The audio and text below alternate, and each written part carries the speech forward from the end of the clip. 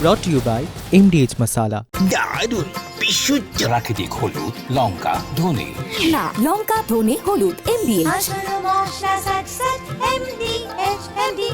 নমস্কার, দেখছেন 24 ঘন্টা 3:03 খবর নিয়ে আপনার সঙ্গে রয়েছে আমি শুক্লা এবং আমি জানাবো ডেথ সার্টিফিকেট এবং বার্থ সার্টিফিকেট নিয়ে ভুরি ভুরি জালিয়াতির অভিযোগ সামনে আসছে।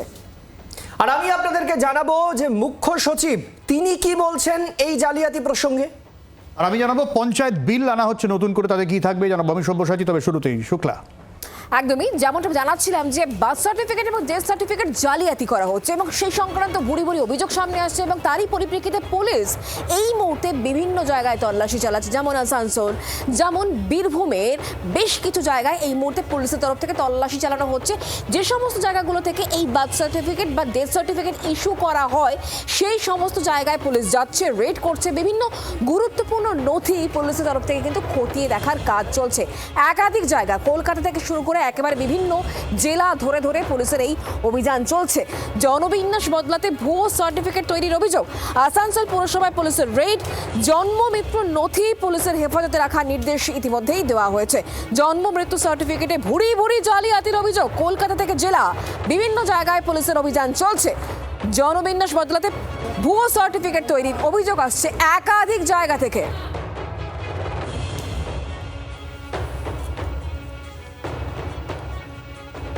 আর এদিকে জন্ম মৃত্যুর সার্টিফিকেটের জালিয়াতির যে পর্দাফাশ তা প্রত্যেকটি জায়গা থেকে লাইভ সম্প্রচার আপনাদেরকে আমরা দেখাচ্ছি। প্রতি 4 জনের মধ্যে একজনের সার্টিফিকেট জাল বলে পরীক্ষায় প্রমাণিত। কি ভয়ঙ্কর অভিযোগ! 46,998টি বিলম্বিত জন্ম সার্টিফিকেটে 11,390টি জাল। মালদহ, মুর্শিদাবাদ, উত্তর দিনাজপুরে অস্বাভাবিক সার্টিফিকেট বৃদ্ধির হার। নবান্নের সাংবাদিক বৈঠকে জানালেন মুখ্য সচিব। এফআইআর এর সময় অনেক এসআইআর হয়েছিল, সেই সময় অনেক জাল সার্টিফিকেট ইস্যু করা হয়েছে। এখন এমন ইনজেকশন দিচ্ছি সব রোগ দূর হবে। নবান্নের সাংবাদিক বৈঠকে কড়া বার্তা মুখ্য সচিবের। ডিলেড সার্টিফিকেট যেটা ইস্যু হলো যার মধ্যে 46,998 46,998, ওর মধ্যে 11,390 যেটা আছে ওটা জেনুইন ছিল না, প্রায় 25% ফলস ছিল। আর যে আপনার ডিজিটাইজেশন হয়েছিল ওটা যেটা আছে আপনার 11,24,000 মধ্যে 1,80,000 ফলস ছিল। এখানে भी প্রায় যেটা আছে আপনার 15-16% ফলস ছিল। ये सब लोग যেটা আছে ভোটার রোলে ঢুকে গেছে, অন্য সুবিধা পাচ্ছে, সব পাচ্ছে, যেটা আছে যেটা ফলস আছে, যে প্রমাণ হয়ে গেছে। ন্যাশনাল সিকিউরিটির জন্য কোনো কম্প্রোমাইজ নেই। এটা যে আছে নেশন ফার্স্ট আছে, নাহলে क्योंकि যে আছে যদি পশ্চিমবঙ্গে খারাপ হবে গোটা কান্ট্রি খারাপ হবে। রণয় তিওয়ারি আমাদের প্রতিনিধি আমাদের সঙ্গে রয়েছেন টেলিফোন লাইনে। রণয়, খুব বড় অভিযোগ বা বড় বার্তা বলা যেতে পারে এবং এইটা ইতিমধ্যেই রাজ্য সরকার আইডেন্টিফাই করেছে। তাহলে আরো কত ভুয়ো যারা এখন আসল বলে বাংলায় ঢুকে বসে রয়েছে, যারা জালিয়াত, যারা কিনা দেখা যেতে পারে বাংলাদেশি? একদমই সৈকত, দেখো একেবারে সরকারের তরফে কিন্তু স্ট্রিক্টলি জানিয়ে দেওয়া হয়েছে আগে কিন্তু আমাদের দেশ তারপর সবকিছু। অর্থাৎ গতকালই এই বিষয়ে মিটিং হয়েছে এবং তারপর তারা বিভিন্ন জায়গায় তদন্ত করে দেখেছে যে বেশ কিছু ভুয়ো বার্থ সার্টিফিকেট তৈরি হয়েছে আমাদের রাজ্য অর্থাৎ পশ্চিমবঙ্গের মধ্যে। সব থেকে বেশি মুর্শিদাবাদ, উত্তর দিনাজপুর এবং মালদা, এই 3টে জেলাতে দেখা গেছে গত 1 বছরে অর্থাৎ 2025 সালের 28 ফেব্রুয়ারি থেকে শুরু করে 2026 সালের 14ই ফেব্রুয়ারি পর্যন্ত বার্থ সার্টিফিকেট ইস্যু হয়েছে মুর্শিদাবাদ জেলায় 2,40,755, উত্তর দিনাজপুরে হয়েছে 1,53,658 এবং মালদা জেলায় হয়েছে 1,48,877। আর এখানেই একেবারে অফিসাররা মনে করছেন এই যে বার্থ সার্টিফিকেট গত 1 বছরে এসআইআর প্রক্রিয়া চলাকালীন যেভাবে ইস্যু হয়েছে তা বেশিরভাগ কিন্তু জাল এবং বেআইনি ভাবে তৈরি করা হয়েছে, এমনটাই মনে করছে রাজ্য সরকার। এবং গোটা রাজ্য জুড়ে কিন্তু প্রত্যেকটা জেলায় প্রত্যেকটা জায়গায় কিন্তু তদন্ত করে দেখা হচ্ছে কত বার্থ সার্টিফিকেট তৈরি হয়েছে এবং কিভাবে দেখা হচ্ছে, পুরোটাই কিন্তু তদন্ত করে দেখা হচ্ছে সৈকত। তার মানে এখনো যে বিষয়টা, আপাতত ধন্যবাদ রণয় আমাদের সঙ্গে থাকার জন্য, গোটা বিষয়টি যেটা দেখা যাচ্ছে যে এসআইআর প্রক্রিয়ায় ঠিক যে সময় বার্থ সার্টিফিকেটকে প্রামাণ্য নথি হিসাবে রাখা হয়েছিল বা ছিল, সেই সময়ও এই ভুরি ভুরি বার্থ সার্টিফিকেট তৃণমূলের আমলে তৈরি করে সেটাকে প্রামাণ্য নথি হিসাবে দিয়ে এসআইআর এর মাধ্যমে বৈধ হয়ে তারা ভোট দিয়েছেন। আবার এখন তারা ভারতে বা বাংলায় বৈধ হয়ে রয়ে গেছেন, এখন তাদেরকে নতুন করে আরো বাদ দেওয়া হবে, মানে বাদ দেওয়ার প্রক্রিয়া শুরু হবে। অন্তত মুখ্য সচিবের বক্তব্যে তো সেটাই মোটামুটি অনুধাবন করা যাচ্ছে বা বোঝা যাচ্ছে যে এগুলোকে ঝাড়াই বাছাই করার মানে কি, এদেরকে যারা ভুয়ো তাদেরকে এবার সঠিক জায়গায় পাঠানো হবে। আর মুখ্যমন্ত্রী শুভেন্দু অধিকারী এই ফেক বার্থ সার্টিফিকেট ইস্যু করা নিয়ে বা যারা এই ধরনের কাজ করেছেন তাদের বার্তা দিতে কি বলেছিলেন শুনুন। খড়গ্রামে ডিএমওইচ মুর্শিদাবাদ থেকে গোটা রাজ্যে 1 বছর থেকে বার্থ সার্টিফিকেট দিয়েছেন প্রায় 34টা ধরা ইনভেস্টিগেশন চলছে, সিআইডি ইনভেস্টিগেশন হচ্ছে, যেখানে ধরা পড়বে যদি ভিডিও করে থাকেন ভিডিওকেও জেলে যেতে, ডিএমওইচের চাকরি যাবে। আমরা আরজি করের কেসে 3 জন সিনিয়র আইপিএস কে যদি সাসপেন্ড করতে পারি, তার উপরে তো কেউ নয়, অর্থাৎ ভরসা রাখতে পারে।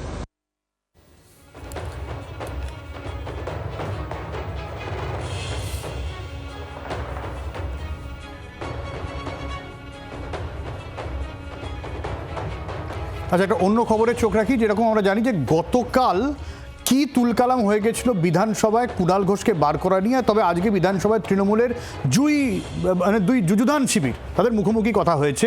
অধিবেশনে যখন বিরতি ছিল দুপক্ষের মধ্যে কথা হয়েছে। গতকাল কুণাল ঘোষকে সাসপেন্ড করা হয়। আখরুজ্জামানের বলার সময় একেবারে কুণাল ঘোষ সামনে দাঁড়িয়ে যান, স্পিকারের নির্দেশে কুণাল ঘোষকে বিধানসভা থেকে এভাবেই বাইরে বের করে দেওয়া হয়েছিল গতকাল। আর তারপর আজকে দুই শিবির দাঁড়িয়ে কিছুটা কথাবার্তা বলে পরিস্থিতি ঠিক করেছেন কিনা তা নিয়ে চর্চা।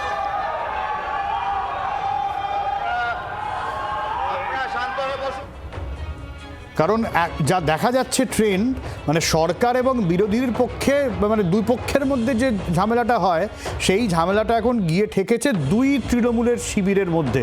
সরকার তো পরে আসে, যেখানে সরকার পক্ষ পর্যন্ত বিরক্ত এই দুই তৃণমূলের দুই শিবিরের ঝামেলায়, যে কারণে গতকাল মুখ্যমন্ত্রী শুভেন্দু অধিকারীও একেবারে খোলাখুলি বিরক্তি প্রকাশ করেন এবং তিনিও বলেন যে আপনারা নিজেদের মধ্যে আগে ঝামেলা মেটান।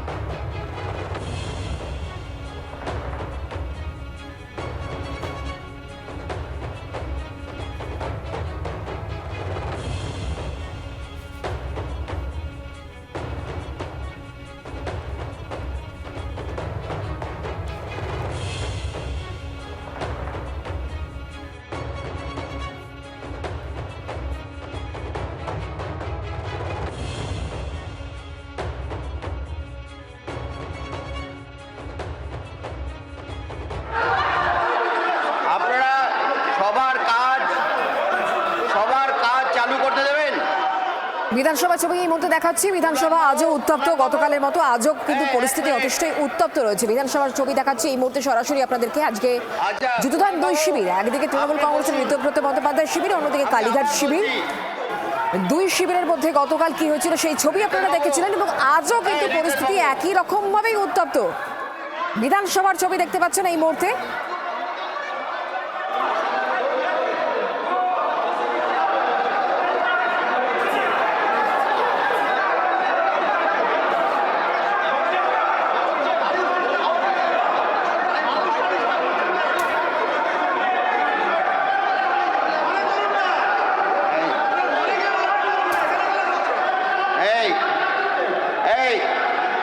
আচ্ছা শোভনবাবু বসুন, বসুন, আমাকে সবার কাজ পরিচালনা করতে দিন। আবার ইয়ে হচ্ছে, আপনি সবার কাজ পরিচালনা করতে দিন। আমি আপনার এই বিষয়ে আর আমি আপনাকে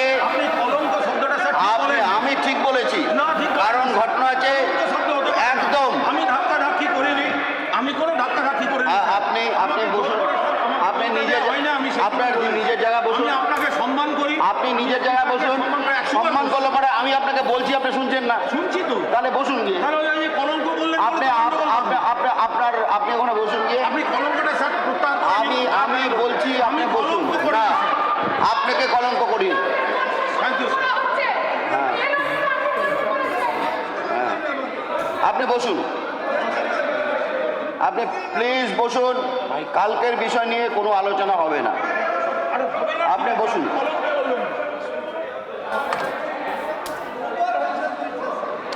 আপনি বসুন প্লিজ। হ্যাঁ হ্যাঁ, আপনি বসুন।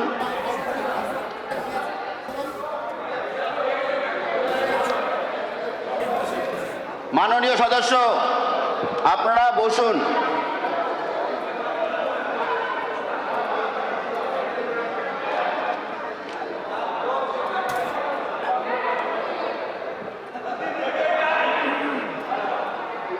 মাননীয় সদস্য, আপনারা বসুন। সবার কাজ আমি পরিচালনা করব, এখন সবার কাজ শুরু করব। আপনি বসুন, আপনি বসুন।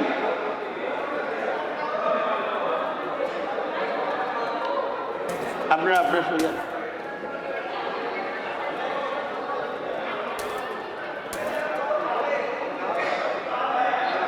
মাননীয় সদস্য বৃন্দ, এখন সবার কার্যসূচি যুব কল্যাণ ও ক্রীড়া বিভাগের ব্যয় বরাদ্দ দাবি নাম্বার 49 ওপর আলোচনা। এই দাবির উপর আলোচনার সময় নির্দিষ্ট হয়েছে 1.5 ঘন্টা। মাননীয় সদস্যবৃন্দ, এই দাবির উপর ব্যয় বরাদ্দ হ্রাসের একটি প্রস্তাব আছে। প্রস্তাবটি দিয়েছেন মাননীয় সদস্য শ্রী মোহাম্মদ নওশাদ সিদ্দিকী। হ্রাসের প্রস্তাবটি গ্রাহ্য হতে উপস্থিত হলো বলে মনে করা হচ্ছে।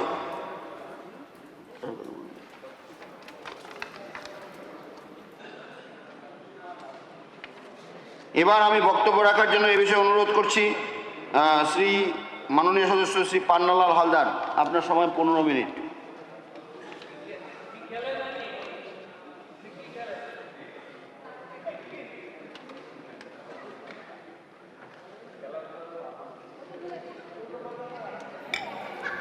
গতকাল ছবি দেখাচ্ছি এবং সেই সঙ্গে আজকের ছবি দেখা যাচ্ছে। গতকাল কুণাল ঘোষকে এভাবে চাঙ্গলা করে বের করে দেওয়া হয়েছিল স্পিকারের নির্দেশ অনুসারে, এবং আজকেও কিন্তু একেবারে স্পিকারের কাছে গিয়ে কিছু বলতে শোনা যাচ্ছিল কুণাল ঘোষকে। আপনার অনুমতি নিয়ে মাননীয় ক্রীড়ামন্ত্রী তাকে উদ্দেশ্য করে আমি এই ক্রীড়া বিষয়ে কিছু কথা বলবো। যে ক্রীড়া বিষয়ে যে বাজেট পেশ করেছে, সে বাজেট আমার কাছে খুব ভালো লেগেছে। তবে এই বাজেটের মধ্যে কিছু কিছু অসঙ্গতিও আছে। সেই কথা বলবো যে বাজেট, আমি একজন ক্রীড়াপ্রেমী লোক। আমি যখন খুব ছোটোবেলায় গ্রামে মাঠে ফুটবল খেলতাম। আজকের আমি বয়সের ভারে হয়তো আমি ঠিকমতো খেলাধুলো করতে পারি না, তবে খেলার মাঠে মোহনবাগান ইস্টবেঙ্গল খেলা হলেই আমি সাগরে অপেক্ষা করি মোহনবাগানের টিকিট পাওয়ার জন্য। যখন ভারতবর্ষ আর এদিকে পঞ্চায়েতে দুর্নীতিতে জিরো টলারেন্স রাজ্য সরকারের, কড়া আইন আনতে চলেছে রাজ্য সরকার। পঞ্চায়েত প্রধানদের হাতে আর কোনো আর্থিক ক্ষমতা থাকবে না, বদলে পঞ্চায়েতের সচিবদের হাতে সেই আর্থিক ক্ষমতা তুলে দেওয়া হবে। আগামী শনিবার বিধানসভায় এই বিল আনতে চলেছে পঞ্চায়েত দফতর। কয়েক বছর ধরে পঞ্চায়েতে ভুরি ভুরি আর্থিক বেনিয়মের অভিযোগ। ৪ঠা মের পর থেকে বহু প্রধান আসা যাওয়া বন্ধ করে দিয়েছেন পঞ্চায়েত দফতরে। প্রথম পদক্ষেপ হিসেবে আর্থিক ক্ষমতা রদবদলের এই বিল।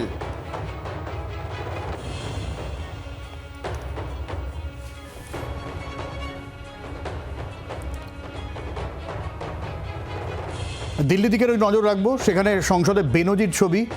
সংসদে শিক্ষামন্ত্রীর পদত্যাগের দাবিতে বিরোধীদের বিক্ষোভ। সংসদ ভবন চত্বরে শাসক এবং বিরোধী দুপক্ষই মুখোমুখি, একে অপরের বিরুদ্ধে স্লোগান। সংসদে দফায় দফায় মুলতবি হয়ে যায় অধিবেশন।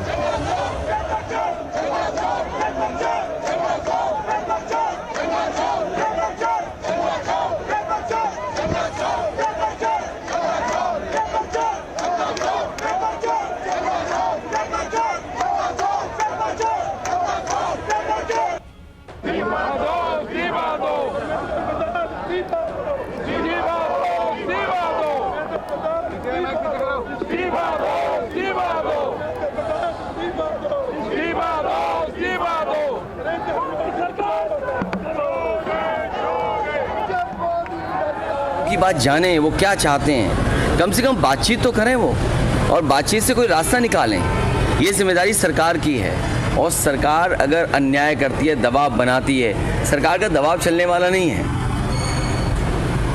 दबाव सरकार का नहीं चलने वाला है। सरकार को स्वीकार करनी चाहिए, बातचीत करनी चाहिए, और सरकार की गलती है इसीलिए उन्होंने दोबारा परीक्षा कराई थी।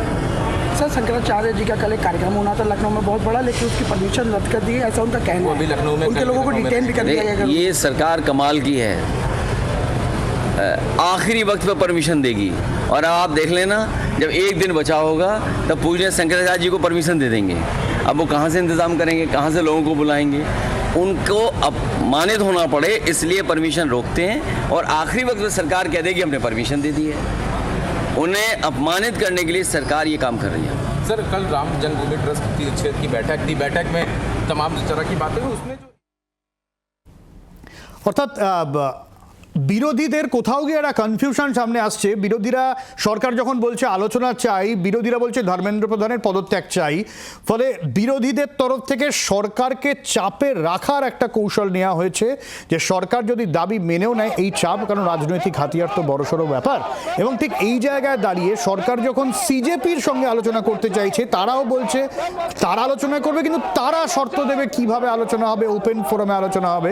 ফলে সার্বিকভাবে কিন্তু মোদী সরকারের কাছে বড়সড় চ্যালেঞ্জ। প্রশ্নপত্র ফাঁস সেই ঘটনাকে কেন্দ্র করে সংসদ ভবনের সামনে, মকরদ্বারের সামনে সরকার পক্ষ এবং বিরোধী পক্ষ একেবারেই মুখোমুখি এসেছেন এবং তারা প্রদর্শন করছেন, বিক্ষোভ প্রদর্শন করছেন। তা এক পক্ষের দাবি যে নিট প্রশ্নপত্র ফাঁস মামলায় কেন্দ্রীয় শিক্ষামন্ত্রী ধর্মেন্দ্র প্রধানকে ইস্তফা দিতে হবে, আর এক পক্ষের দাবি আমরা সংসদে আলোচনায় রাজি হচ্ছে না বিরোধী পক্ষ। আর এই প্রতিবাদে, এই ধর্নায় সোনিয়া গান্ধী থেকে সংসদের বিভিন্ন সাংসদ, তারা বিভিন্ন দলের সাংসদ তারা যোগ দিয়েছেন। একদিকে সরকার পক্ষ আর একদিকে বিরোধী পক্ষ। সরকার আলোচনায় চায়, বিরোধী পক্ষ আলোচনা চাইছে না। অভিনব দৃশ্য সংসদের মকরদ্বারের সামনে, একদিকে পোস্টার হাতে সরকার পক্ষের বিরুদ্ধে প্রতিবাদ করছেন এবং ধর্মেন্দ্র প্রধানের ইস্তফা দাবি করছেন বিরোধীরা, আর উল্টো দিকে সরকারের পক্ষের সাংসদরা তারা দাঁড়িয়ে আছেন, Rahul Gandhi hi hi, Sonia Gandhi hi hi, সরকার পক্ষ আলোচনা চায়, এমনই একাধিক স্লোগান, বিভিন্ন স্লোগান সেখানে উঠছে। নয়াদিল্লি থেকে রাজীব চক্রবর্তী, জি24 ঘন্টা। আর কি বলছেন এই নিয়ে প্রিয়াঙ্কা গান্ধী, শোনাই। बच्चे कुछ कह रहे हैं, पहले उनकी बात सुने। उनकी मांगे क्या है? स्पष्ट मांगे हैं, धर्मेंद्र प्रधान रिजाइन करे। दूसरा कि जिन्होंने इनको मारा है, पीटा है, उन पे कार्रवाई हो। तीसरी इनकी डिमांड, जितनी भी डिमांड है इनको पहले आप फुलफिल करो ना, इतना मुश्किल नहीं है। सिस्टम में भरोसा टूट गया है, बच्चों का, स्टूडेंट्स का भरोसा टूट गया है। तो सिस्टम द्वारा अगर आप कोई सोल्यूशन देंगे तो बच्चा उसको एक्सेप्ट नहीं करेगा। স্বাস্থ্য আর নিউট্রিশন পাবে, শরীরও স্ট্রং হবে, অল্প খেলেই পেট ভরে, ডাইজেশন ঠিক রাখে। MDH সোয়াটিন, আসল protein. Brought to you by MDH Masala।